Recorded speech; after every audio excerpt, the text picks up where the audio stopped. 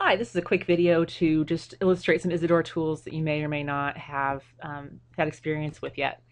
So you've probably seen the gradebook. As I indicated, prefer you not to look at your gradebook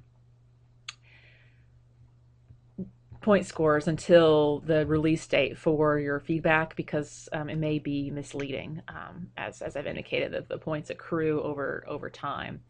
But for things that are done, like the complaint draft forum, you can go into the grade book, see that you got, in this instance, a 9 out of 10, and there'll be comments here on the side about your complaint draft.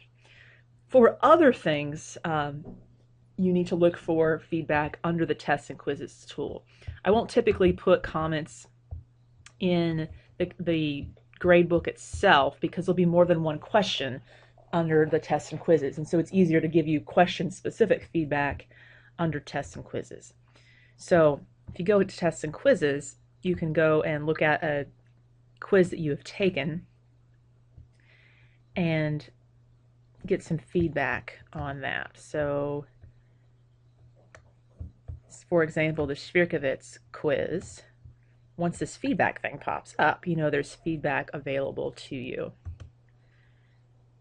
And what this does is give you the question right with your response and then comment, which will be more substantive in yours than it is for mine. I just wrote this in for illustrative purposes, but your comments will appear below each question. So that'll be how most things will work, because there'll be more than one question. So you'll have to go into tests and quizzes, find the quiz that you've taken, click on feedback, and you can see that feedback. All right. If you have questions about the feedback you have been given, click over here to the Teaching Assistance page, and this provides you access to the folks who gave you the feedback. So for example, the Schwierkowitz quiz was graded by Diane Weinskittel.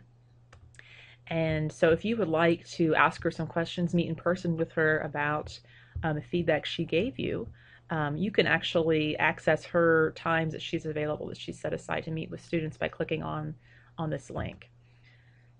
And what this does is open up Google Calendar. You'll have to log into Google Calendar using the same username and password you used to sign into your email, which apparently I didn't type mine in right. Actually, this is a different account that I don't usually use. I have no idea what my password is.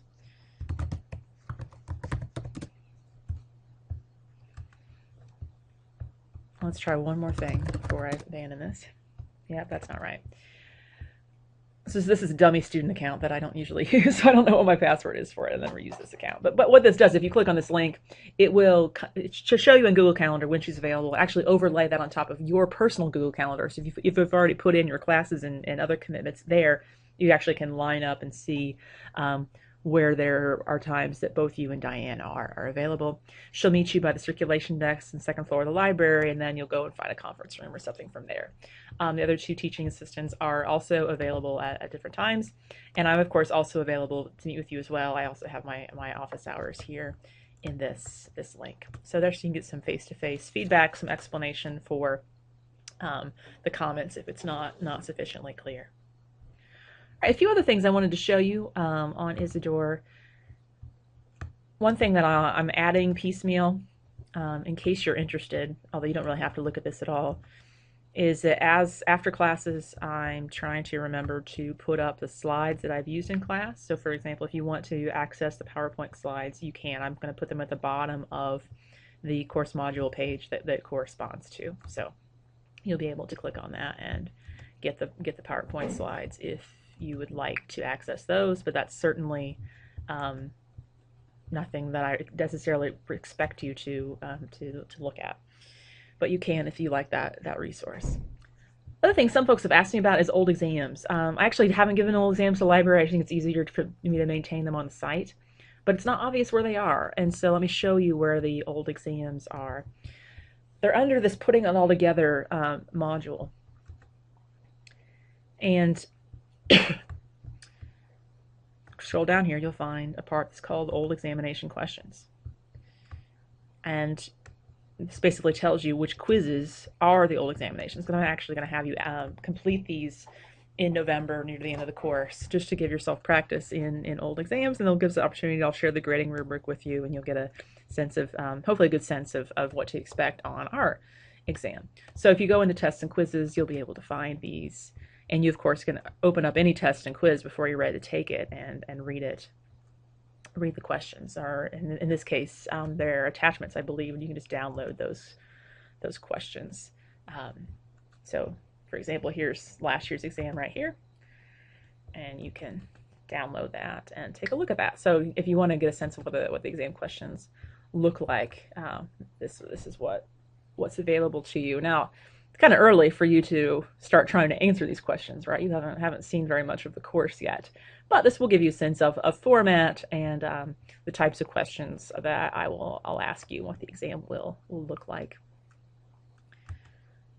One other thing I wanted to bring to your attention, of course, is the forums tools. Some of you are using it quite a lot, and I really appreciate that. I think it's great for you to have some discussion on here, and also opportunity to ask questions, get help from each other, and from me when I'm able to help.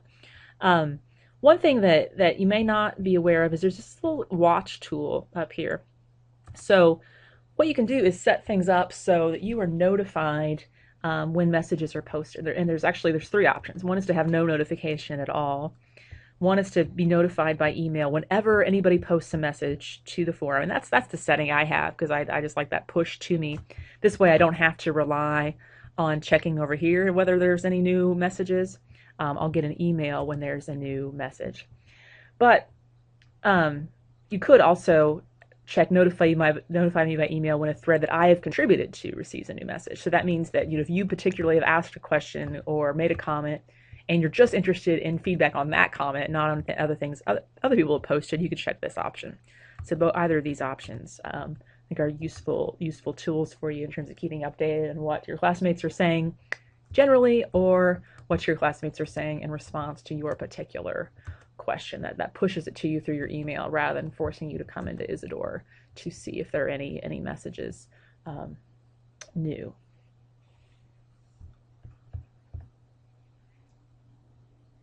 All right, I think those were the topics that I wanted to focus on. Please let me know if you have other questions about Isidore. I want this to be a useful tool for you. Please continue to let me know if you have any issues opening documents. Seems like those types of things are starting to get resolved. People are having fewer problems as their systems are getting updated with the most recent software updates. All right, thank you very much.